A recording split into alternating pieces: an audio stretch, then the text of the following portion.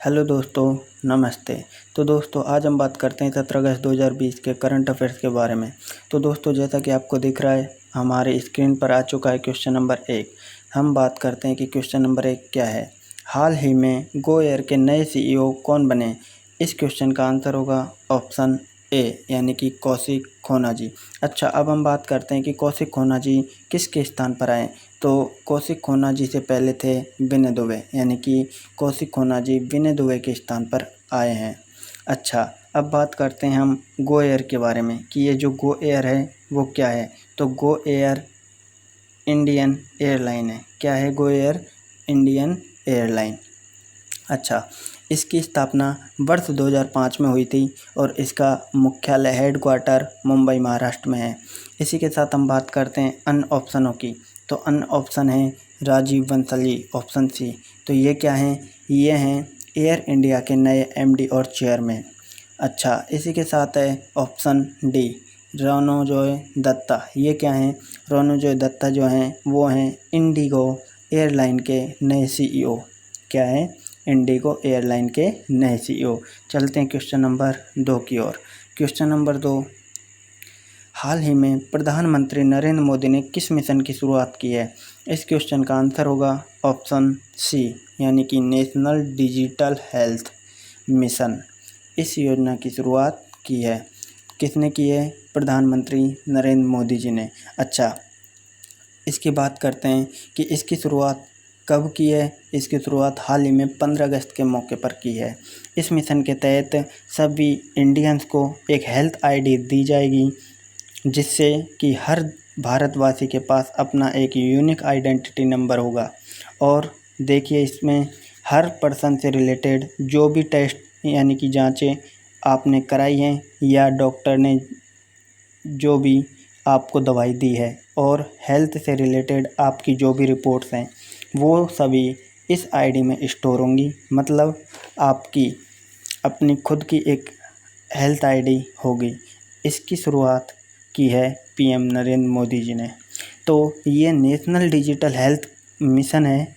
ये आयुष्मान भारत योजना यानी कि जो हमें ऑप्शन में दे रखा है डी में, आयुष्मान भारत योजना। हाँ, ये जो है आयुष्मान भारत योजना या इसे आप कह सकते हैं प्रधानमंत्री जन आरोग्य योजना, इसके तहत शुरू की गई है। अच्छा, आयुष्मान भारत योजना, इससे रिलेटेड एक फैक्ट आप याद रखेंगे कि यह विश्व की सबसे बड़ी स्वास्थ्य योजना है। जो आयुष्मान भारत योजना है वो विश्व की सबसे बड़ी स्वास्थ्य योजना है। इसके तहत देश के 10 करोड़ परिवारों को सालाना 5 लाख रुपए तक का हेल्थ इंश्योरेंस प्रोवाइड करवाया जा रहा है। और इस योजना की शुरुआत कब करवाई गई थी? इस योजना की शुरुआत हुई थी 25 सितंबर 2018 को। और कहाँ से शुरू किया था? ये किया था झारखंड राज्य से। और इस आयुष्मान भारत योजना के तहत अभी हाल ही में नया मिशन लॉन्च किया है, वह है national digital health mission, option C. और दूसरे ऑप्शंस की बात करें तो हमें दे रखा है आरोग्य सेतु, ऑप्शन 1 में। तो आरोग्य सेतु क्या है? हाल ही में केंद्र सरकार के द्वारा कोरोना महामारी के बीच Aarogya Setu mobile app launch किया गया है। और इसी के साथ है हमारा ऑप्शन बी मौसम ऐप।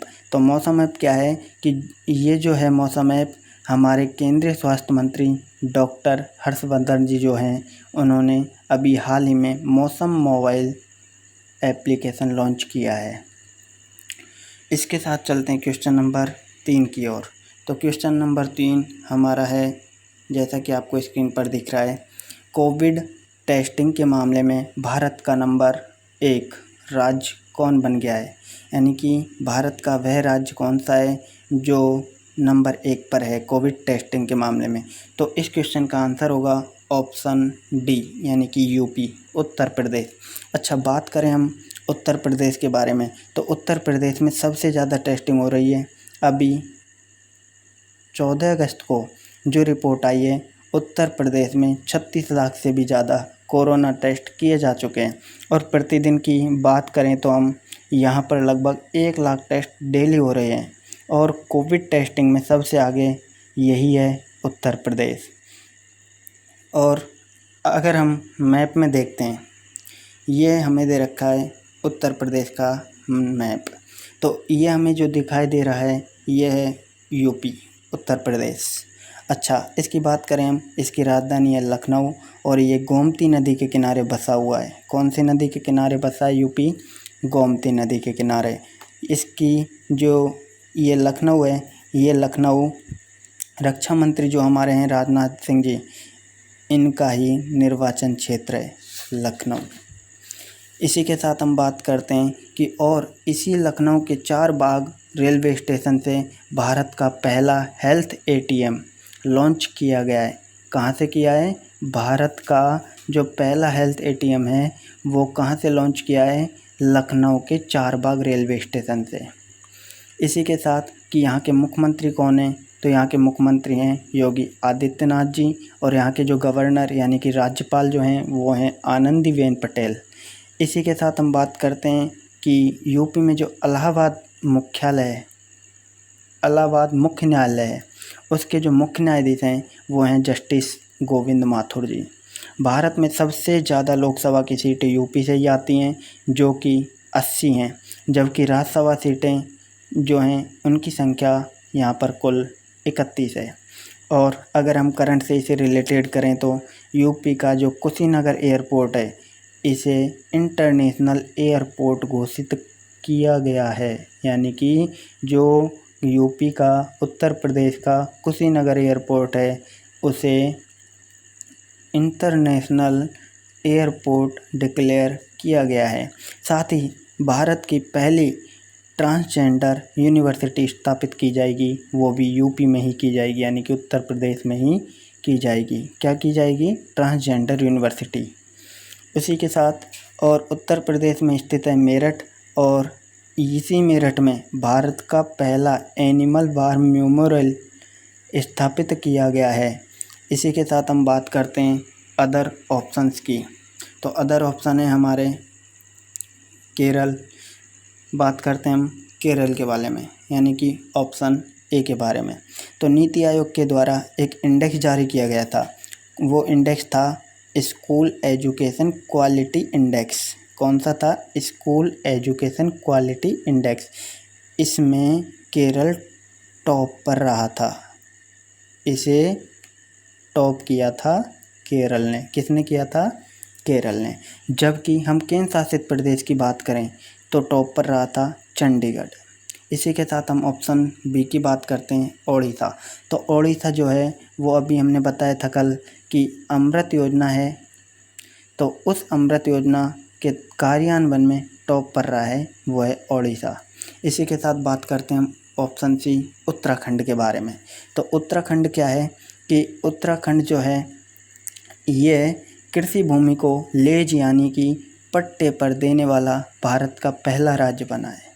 इसी के साथ हम बात करें अगर उत्तर प्रदेश के बारे में, तो उत्तर प्रदेश का एक और फैक्ट है, वो क्या है कि आप इसे याद भी रख सकते हैं कि महिलाओं के खिलाफ होने वाले हिंसा के मामले में जो उत्तर प्रदेश है ये भारत में टॉप पर है, यानी कि फर्स्ट नंबर पर जो है वो कौन है? उत्तर प्रदेश। किसके मामले में?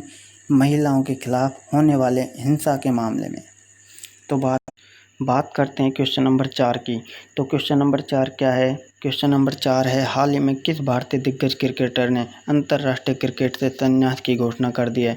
इस क्वेश्चन का आंसर होगा option A Mahendra Singh Dhoni ji, option B Suresh Raina ji. दोनों ने ही कर दिए, अतः इस क्वेश्चन का आंसर होगा option D both, A and B दोनों, यानी कि महेंद्र सिंह धोनी जी भी और सुरेश रैना जी दोनों ही।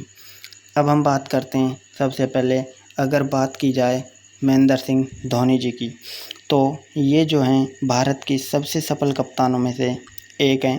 इन्होंने अपने कैरियर में 300 प्लस वनडे और 90 टेस्ट मैच और 98 T20 मैच खेले हैं। और अवार्ड की बात की जाए तो सन 2007-8 में इन्हें राजीव गांधी खेल रत्न पुरस्कार से सम्मानित किया गया था, जो कि खेल जगत का सर्वोच्च अवार्ड माना जाता है, राजीव गांधी खेल रत्न पुरस्कार। इसी के साथ हम बात करें वर्ष 2009 तो वर्ष 2009 में इन्हें पद्म श्री अवार्ड से सम्मानित किया गया था और हाल ही में वर्ष 2018 में इन्हें पद्म भूषण अवार्ड से भी सम्मानित किया जा चुका है। अब हम बात करते हैं सुरेश रैना जी की। तो देखिए, इनका जो है 16 साल का लंबा कैरियर रहा है क्रिकेट में। इसी के साथ जिसमें इन्होंने 226 वनडे मैच, 18 टेस्ट मैच और 78 T20 मैच खेले हैं। अगर करंट से रिलेटेड करें तो कुछ दिन पहले हाल ही में जो WTF स्पोर्ट्स है, इसने अपना नया ब्रांड एम्बेसडर सुरेश रैना जी और हरमनप्रीत कौर को ही बनाया है। अब बात करते हैं अन ऑप्शनों की। अन ऑप्शन है हमारा रवींद्र जडेजा जी। तो रवींद्र जडेजा जी के बारे में बात करें तो देखिए, अभी हाल ही में विजडन के द्वारा वर्ल्ड के मोस्ट वैल्यूएबल प्लेयर्स की लिस्ट जारी की गई थी। किसकी जारी की गई थी? वर्ल्ड के मोस्ट वैल्यूएबल प्लेयर्स की लिस्ट जारी की गई थी। उसमें वर्ल्ड में तो टॉप पर रहे थे श्रीलंका के मुथैया मुरलीधरन, जो कि वर्ल्ड में टॉप पर रहे थे। लेकिन भारत की तरफ से टॉप पर रहे थे वो थे रवींद्र जडेजा जी। तो इसी के साथ हम चलते हैं क्वेश्चन नंबर 5 की ओर। ये आ गया है हमारा क्वेश्चन नंबर 5। हाल ही में किस राज्य सरकार ने कर्म साथी प्रकल्प योजना की शुरुआत की है? इस क्वेश्चन का आंसर होगा ऑप्शन सी, यानी कि पश्चिम बंगाल राज्य सरकार ने। अच्छा, इसके बारे में हम बात करते हैं। तो पश्चिम बंगाल द्वारा इस योजना के जो उद्देश्य थे क्या थे, यानी कि इस योजना के जो पर्पज़ हैं वो हैं कि नंबर 1 है इजीली लोन प्रोवाइड करवाया जाए। दूसरा कि जो बेरोजगार युवा हैं उनको सब्सिडी प्रदान की जाए। इस योजना के तहत राज्य के 1 लाख बेरोजगार युवाओं को आत्मनिर्भर बनाने के लिए उन्हें कम ब्याज पर लोन और सब्सिडी प्राप्त करवाई जाएगी वेस्ट बंगाल गवर्नमेंट के द्वारा, ताकि वे अगर अपना बिजनेस स्टार्ट करना चाहते हैं तो वे कर सकें। और इसके लिए राज्य सरकार ने, यानी कि पश्चिम बंगाल सरकार ने 5000 करोड़ का बजट भी रखा है। पश्चिम बंगाल की अगर हम बात करें तो इसकी राजधानी है कोलकाता, और कोलकाता जो है ये हुगली नदी के किनारे बसा हुआ है। कोलकाता हुगली नदी के किनारे बसा हुआ है और इसी हुगली नदी पर प्रसिद्ध हावड़ा ब्रिज भी बनाया गया है, जो कोलकाता कोर्ट ट्रस्ट है। इसका नाम बदलकर कुछ समय पहले ही किया गया था श्यामा प्रसाद मुखर्जी कोर्ट। क्या किया गया था? श्यामा प्रसाद मुखर्जी कोर्ट। अगर हम बात करें कि पश्चिम बंगाल की जो मुख्यमंत्री हैं वो कौन हैं, वो हैं ममता बनर्जी। इसी के साथ गवर्नर कौन हैं, यानी कि राज्यपाल हैं जगदीप धनखड़ जी। और कोलकाता के जो उच्च न्यायालय है इसके जो मुख्य न्यायाधीश हैं वो हैं TBN राधाकृष्णन। कौन हैं? TBN राधाकृष्णन, कोलकाता उच्च न्यायालय के मुख्य न्यायाधीश। अब बात करते हैं, हाल ही में एक रिपोर्ट जारी की गई थी। इसके अनुसार जो पश्चिम बंगाल है यह सब्जियों के मामले में टॉप पर रहा था। सब्जियों के मामले में, वेजिटेबल्स के मामले में जो टॉप पर रहा था वो था पश्चिम बंगाल। जबकि जो फ्रूट्स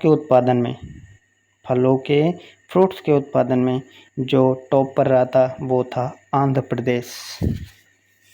इसी के साथ हम बात करते हैं क्वेश्चन के 6 के बारे में। क्वेश्चन नंबर 6,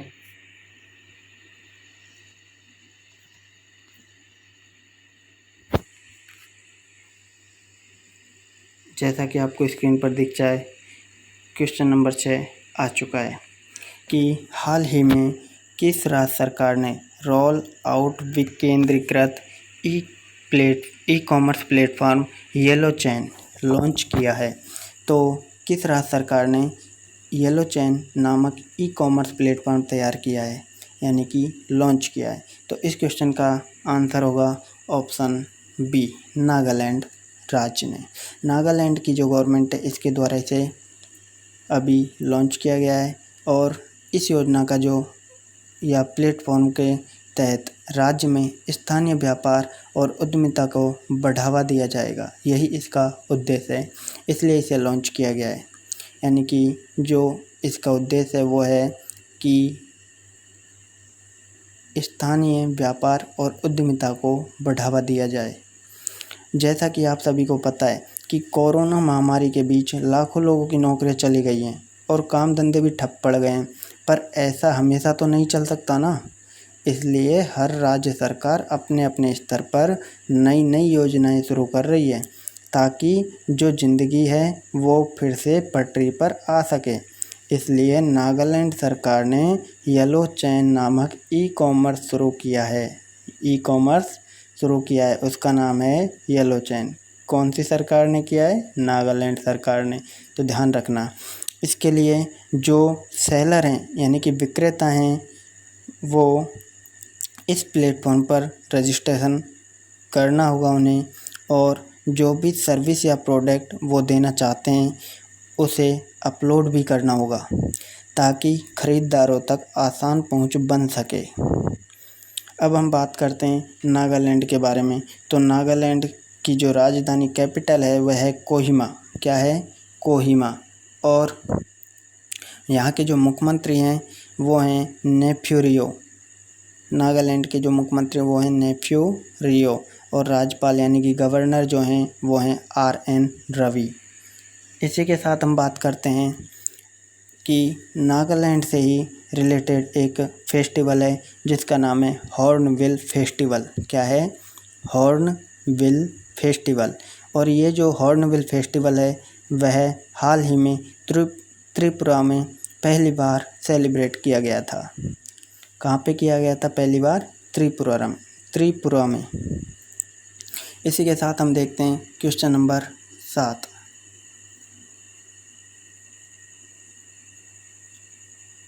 यह आया है हमारा क्वेश्चन नंबर 7। क्वेश्चन नंबर 7 क्या है? क्वेश्चन नंबर 7 है कि हाल ही में सुप्रीम कोर्ट ने अवमानना के मामले में किस वरिष्ठ वकील को दोषी करार दिया है?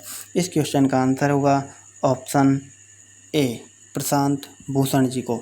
अच्छा, तो इनके बारे में हम बात करते हैं कि भारत के जो चीफ जस्टिस ऑफ इंडिया हैं शरद अरविंद बोबड़े। कौन हैं? शरद अरविंद बोबड़े जी, SA बोबड़े। अच्छा, और 4 मुख्य न्यायाधीशों के बारे में जो 2 ट्वीट के लिए अवमानना के मामले में इन्हें दोषी करार दिया गया है। भारत के चीफ जस्टिस ऑफ इंडिया जो हैं शरद अरविंद बोबड़े, और 4 मुख्य न्यायाधीशों के बारे में 2 ट्वीट के लिए अवमानना के मामले में इन्हें दोषी करार दिया गया है। और इनकी सज़ा पर सुनवाई कब होगी? वो होगी 20 अगस्त 2020 को। आगे हम बात करते हैं, सबसे पहले हम बात करें कि सुप्रीम कोर्ट की। तो देखिए, सुप्रीम कोर्ट की स्थापना यह भारत सरकार अधिनियम 1935 के अंतर्गत हुई थी। और सुप्रीम कोर्ट जो होता है यह मौलिक अधिकारों का संरक्षक होता है। मौलिक अधिकार जो होते हैं उनका संरक्षक सुप्रीम कोर्ट ही होता है, जबकि मौलिक अधिकारों को जो अभिरक्षक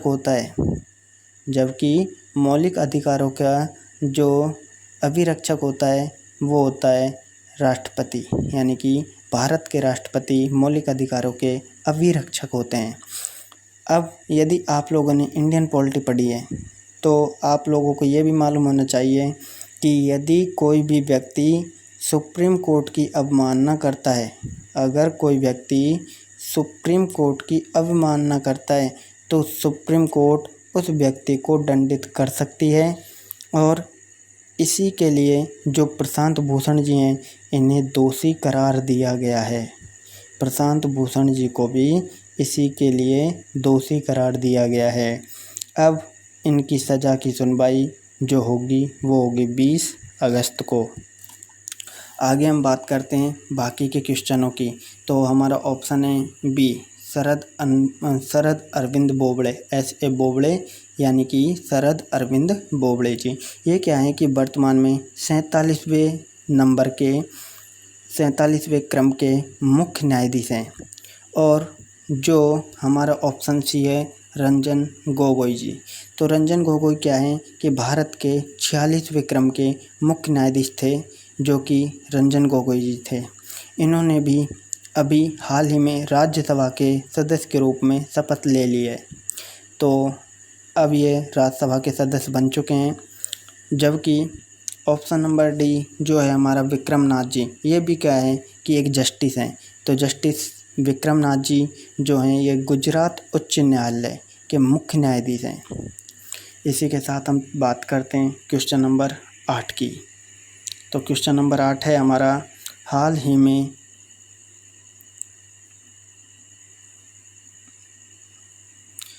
में चुनक्करा रामनकुटी का निधन हुआ है। हाल ही में चुनक्करा रामनकुट्टी का निधन हुआ है, ये कौन थे? तो चुनक्करा रामनकुट्टी जो हैं वो हैं मलयालम कवि गीतकार। कौन है? मलयालम कवि गीतकार, ऑप्शन डी। अच्छा, इसी के साथ हम बात करते हैं कि इन्होंने 76 फिल्मों के लिए लगभग 215 प्लस गीत लिखे हैं।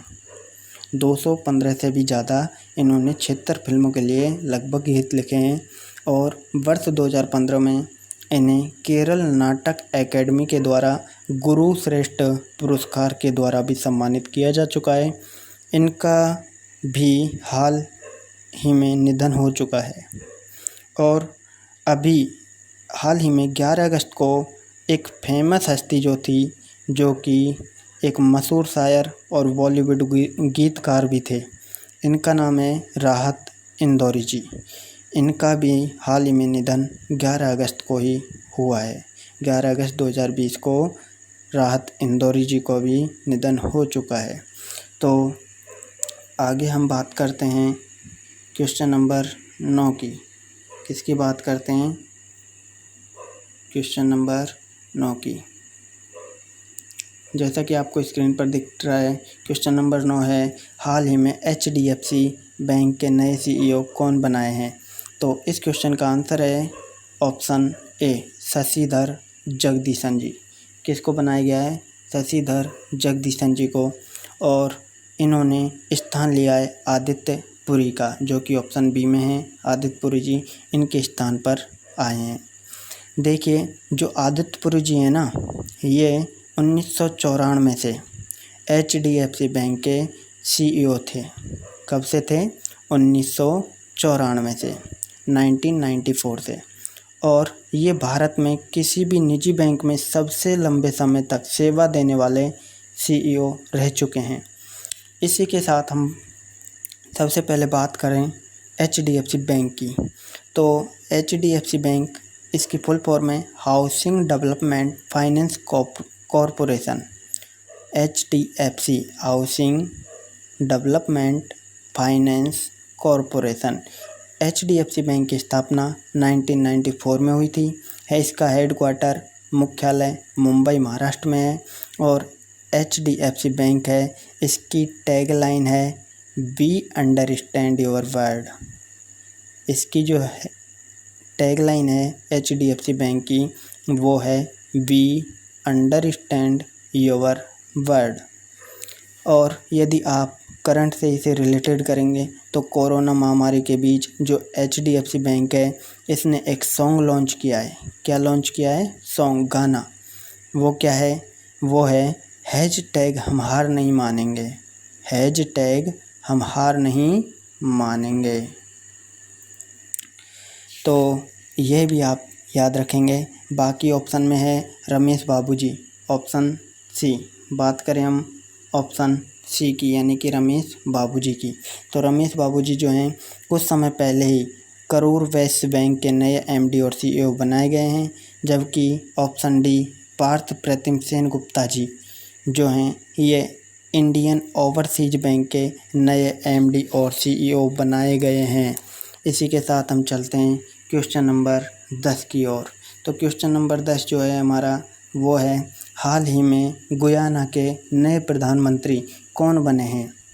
इस क्वेश्चन का आंसर होगा ऑप्शन बी, यानी कि मार्क फिलिप्स। कौन बने हैं? Mark Phillips. और कुछ समय पहले ही गुयाना के नए राष्ट्रपति भी बने हैं। इनका नाम है मोहम्मद इरफान अली। किसका नाम है?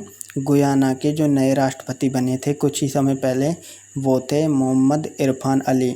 और हाल ही में इसके नए प्रधानमंत्री भी बने, वो हैं मार्क फिलिप्स। तो दोनों ही इसके नए और दोनों को याद रखना है। जानते हैं गुयाना के बारे में। ये साउथ अमेरिका में स्थित है। कहाँ पर स्थित है? साउथ अमेरिका में। अच्छा, गुयाना की राजधानी जो है वो है जॉर्ज टाउन। क्या है? George town. इसी के साथ करेंसी जो है गुयाना की वो है गुयानीज डॉलर। क्या है? गुयानीज डॉलर।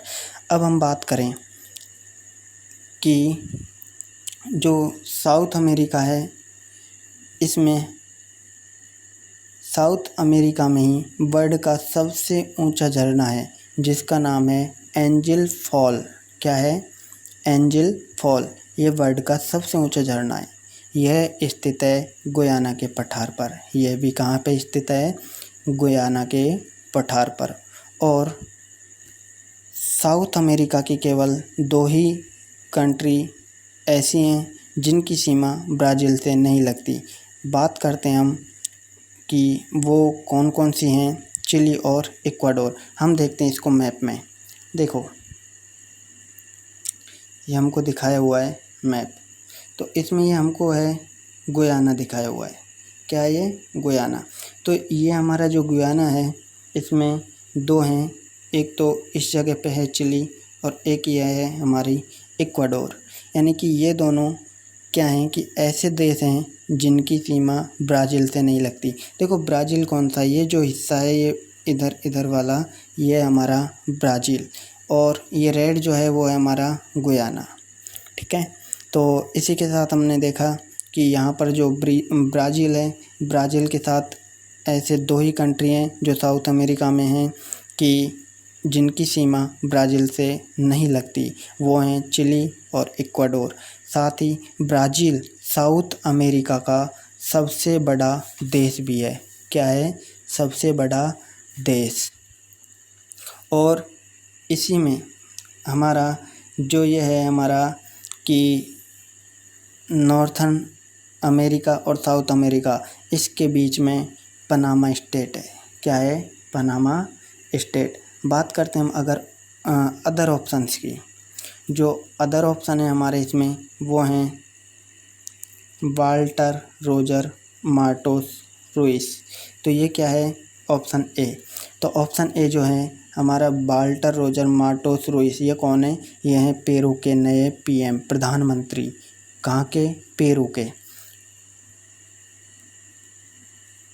पेरू। इसी के साथ ऑप्शन सी। ऑप्शन सी क्या है हमारा? ऑप्शन सी है हमीद बाकायको। तो हमीद बाकायको जो है वो है आइवरी कोस्ट के नए पीएम बने हैं। ये हमीद बाकायको जो हैं आइवरी कोस्ट के नए प्रधानमंत्री बने। और हम बात करें ऑप्शन डी यानी कि हिचेम मचिची। तो हिचेम मचिची जो हैं वो हैं ट्यूनीशिया के नए प्रधानमंत्री बनाए गए हैं। जो ट्यूनीशिया के नए प्रधानमंत्री बनाए गए हैं वो हैं हिचेम मचिची। अच्छा, तो अब हम बात करते हैं इसी के साथ आगे। ये हमने गुयाना का देख लिया। ये हमें दे रखा है ब्राज़ील। इसी के साथ ही हमको गुयाना दिखाया हुआ है। और ये जो हिस्सा है ये हमारा चिली। और इधर जो ये दिखाया हुआ है ये इक्वाडोर। ये हम मैप में देख चुके हैं। यहाँ पे ये ब्राज़ील जो है, ब्राज़ील की सीमा इन ना तो चिली से और ना ही इक्वाडोर से है। इसी के साथ हम चलते हैं अगले क्वेश्चन पर। अगला क्वेश्चन है हमारा, किस देश